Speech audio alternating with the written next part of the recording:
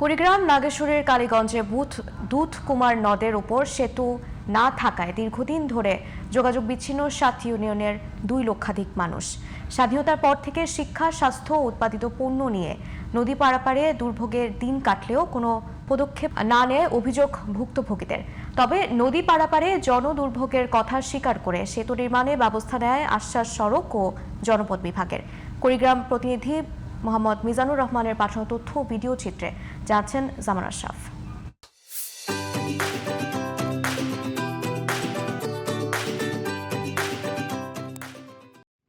নাগেশ্বরী উপজেলার বল্লবের খাস, কচাকাটা, কেদার, নারায়ণপুর সহ ৭টি ইউনিয়নের যোগাযোগ ব্যবস্থা দুধকুমার নদের উপর নির্ভর।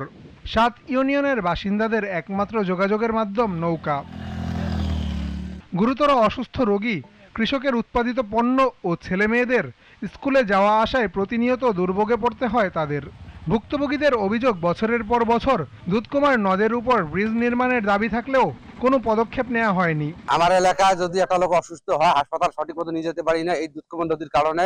ধান, গম, সরিষা এইদিকে আনতে কষ্ট হয় ব্রিজ না থাকার কারণে। আমার এই যে নৌকের মধ্যে যে মাদারগঞ্জ যাওয়া লাগে, অটো ভাইন ধরি মালটালে, এতে খুব রিস্ক হয়ে যায়। জীবনমান উন্নয়নে কালীগঞ্জ এলাকায় দুধকুমার নদের উপর সেতু নির্মাণের দাবি স্থানীয়দের। এই ব্রিজটা না থাকার কারণে আমাদের অনেক ক্ষতি হয়, অনেক সময় অপচয় হয়, প্রায় 1.5 থেকে 2 ঘন্টা আমাদের সময় অপচয় হয়। এলাকার বাচ্চা কাচ্চারা লেখাপড়া করতে পারতেছে না, যাওয়া আসতে খুব অসুবিধা হচ্ছে। তবে সেতু নির্মাণে উদ্যোগ নেওয়ার আশ্বাস সড়ক ও জনপথ বিভাগের। আমরা আশা করি 2-1 মাসের ভিতরে এটি চূড়ান্ত ডিজাইন আমরা হাতে পাবো।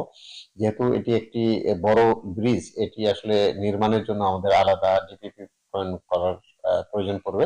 সেটি আমরা চূড়ান্ত ডিজাইন পাওয়ার পরই আমরা চেষ্টা করব। আশ্বাস নয়, দুর্ভোগ লাঘবে দ্রুত সেতু নির্মাণের উদ্যোগ নিবে সরকার, এমনটাই প্রত্যাশা স্থানীয়দের। জামান আশরাফ, সিটিভি নিউজ।